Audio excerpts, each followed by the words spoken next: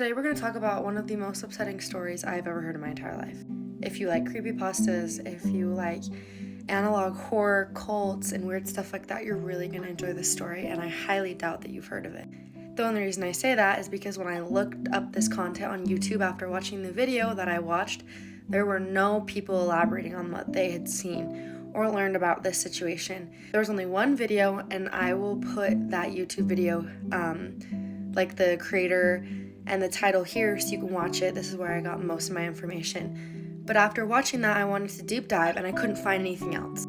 So I'm going off of this video and what I've read from Wikipedia, and that's about it. That's really all I could find. I watched some of the original videos and I could not watch them after watching the deep dive because it was just so unsettling to me knowing what had happened.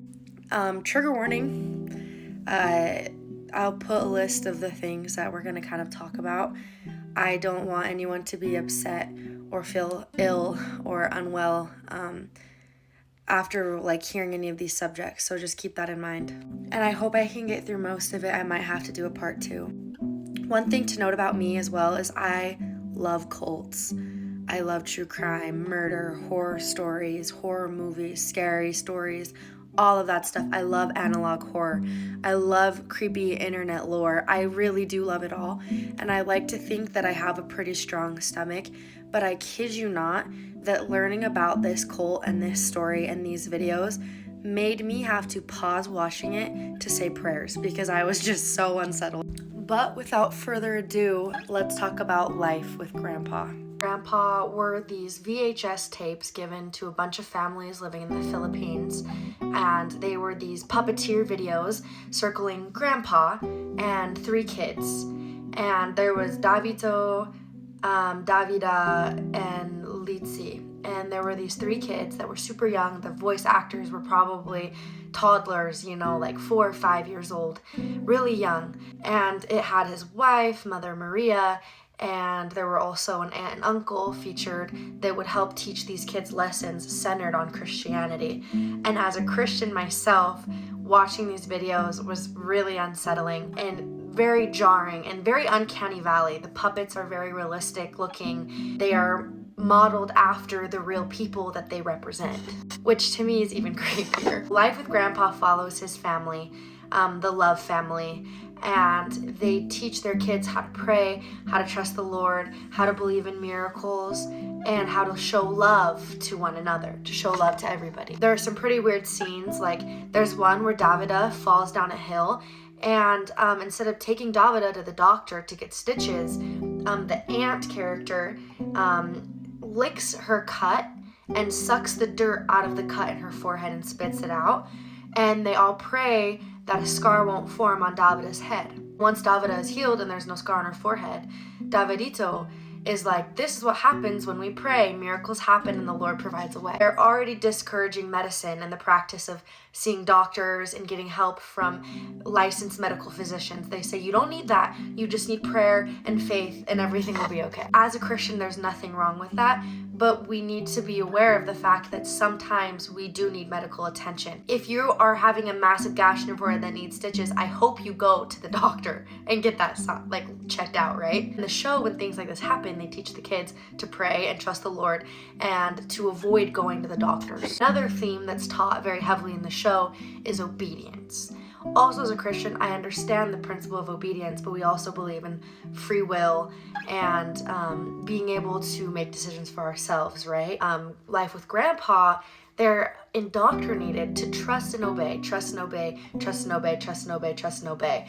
And it's constantly repeated in a lot of the content, and it's almost like a brainwashing thing. They're trying to put it in your head that no matter what, always trust and obey. There's no other way. Trust and obey, for there's no other way. Trust and obey, for there's no. And I can't say I don't disagree with that, but I think that it comes to a certain point, right, where you need to be making your own decisions.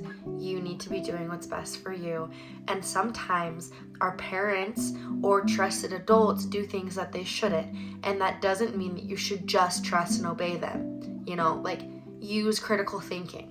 In this show, the kids are just taught to trust and obey everything. And along with that, Grandpa is the authoritative figure in this story. He never is questioned.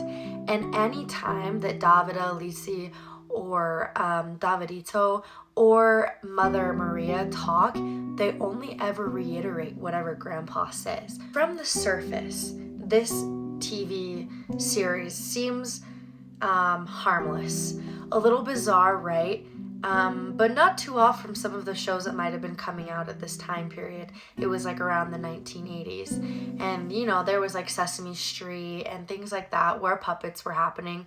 And I mean, puppets have been around for years. But it's when you learn about why these shows were being made, that's when it becomes even more unsettling, and you start to pick up on the themes and lessons being taught in the show. And once you learn about the show creator and director, it really starts to take a very, very, very dark turn.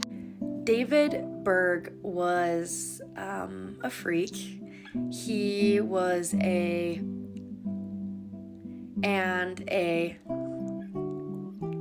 don't know if I can say those things on here, but he was those things, okay? Terrible man, was interested in children in the wrong way, and he believed that our purpose as Christians and as human beings is to show our love for others, to get busy.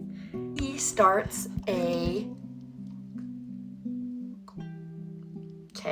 you get it. Ended up moving to the Philippines to evade American law so that the parents can do weird things with the kids, and the kids can do weird things with the parents, as well as with David and other leaders in the church. They started with Bible teachings, and eventually David ends up putting out these things called the MO letters, and they would be encouraging inappropriate behavior with kids and with other people. Because for David, showing our love for our bodies and for God and for what he's given us, we have to demonstrate it in physical ways. In life with Grandpa, you see those themes being taught. Mother Maria tells Davidito that when you love someone, you can show them by hugging and cuddling and kissing them. One very special way you can show the big people that you love them is by giving them lots of hugs, kisses, and cuddles. Oh, a child's love and affection really encourages and inspires the big people. David had multiple wives. His youngest wife was 5 years old. That's insane. They had this thing called flirty fishing, which was when married women in the church would sign these papers saying that they were giving themselves to the church, and then they would leave and they would try to lure men into the church by doing things with them. You get it? And you had to write reports so that David knew that it was happening. There is more. There is so much more. The story's not over yet. I hope you can see how disturbing and disgusting this is. I felt ill. I felt so ill. And after knowing everything that had happened and then watching the VHS tapes on my own, I couldn't finish them because it was just so freaky and so unsettling. So if you want to know more about the cult, they're called the Children of God and the Love Family. And David Berg, I can make a part 2. But that's all for now. Or did you enjoy our stories today? We enjoyed sharing them with you, and we'll have more to share with you next time. So until then, God bless it keep you. Bye-bye. Bye-bye. Goodbye. Bye-bye.